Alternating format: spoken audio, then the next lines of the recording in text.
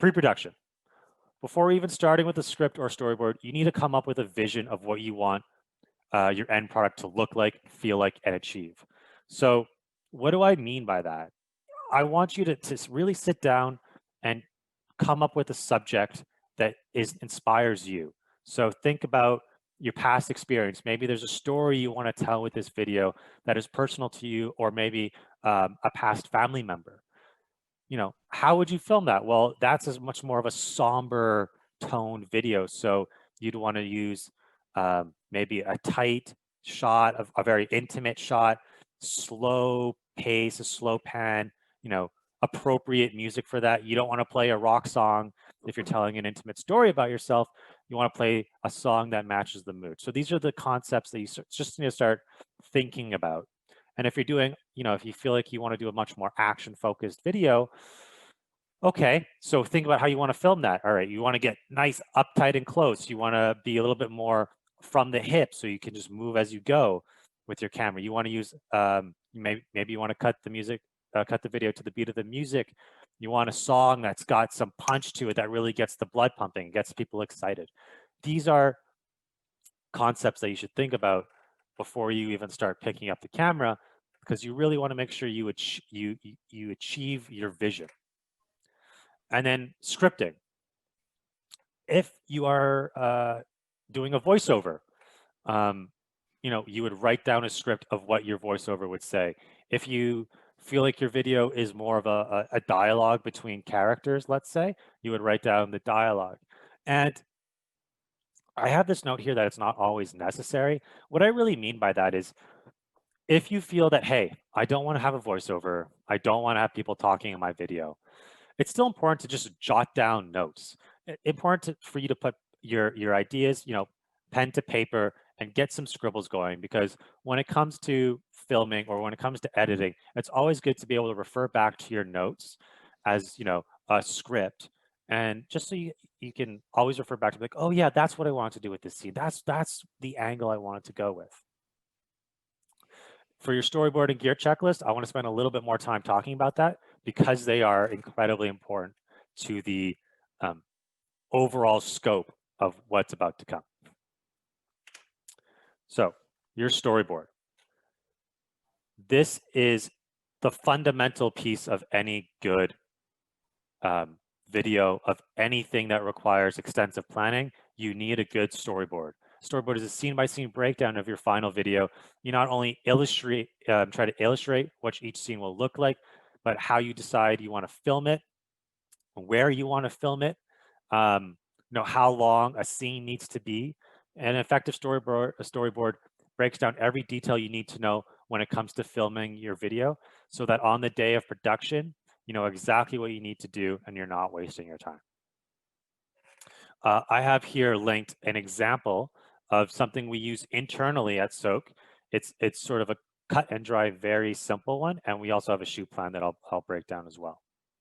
So this is gibberish text. It's simply to show you what a sort of a script setup would look like. And then I have our storyboard section here. So I was speaking about the script a few moments ago.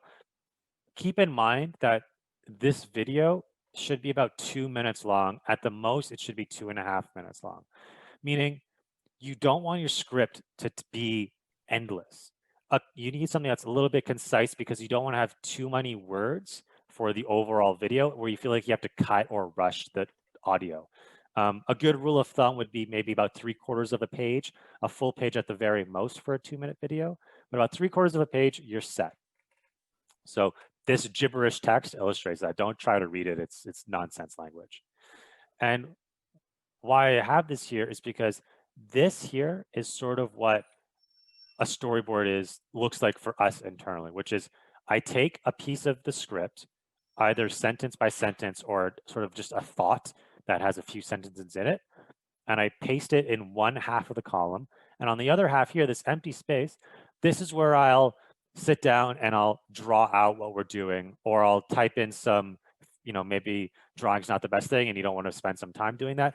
Write down notes of how you plan on filming that specific scene, how many shots you want to get, the angles you want to get, where you want to shoot it, etc. And even like how you want it to look like in the final edit. You're like, oh, this is something, for instance, if it's someone talking about a personal experience about theirs, you might want to leave a note saying slow zoom, a slow zoom in, so that as the person's revealing what they're talking about, just zooming into them slowly, it increases the level of intimacy in that message. So yeah, and then the other thing I wanted to show you is this. This is a shoot plan. This is actually the shoot plan that I used a few years ago. So I've done quite a bit of work with the 2nd Field Artillery Regiment here in Montreal, up on Côte-des-Neiges Street, for those who might be familiar with it. And my team and myself, we went in there and we filmed several videos to promote the regiment itself. And we used a shoot plan like this so that when we got there on a Tuesday at 7 o'clock, we didn't waste our time, we didn't waste anybody's time, and we knew exactly what we wanted. So we break it down by a location, so we know we're at the regiment. The shot number, meaning where this specific scene, this specific shot breaks down in the overall project. The start time, so I know that I'm arriving at 6:30 p.m., so that's when I want to make sure I hit record. The angle, so how do you want to shoot it? Is it going to be someone talking? Is it going to be sort of just off to the side? What's the action? Any notes that are important for you? How many seconds? So this would be how many seconds or beats you want it to last in your actual video itself. And what's the subject? Is it the recruits? Is it an individual? Is it your friends? And then we always leave a little explanation of what the video is about at the bottom. So this is just something, again, to better prepare yourself for the shoot day.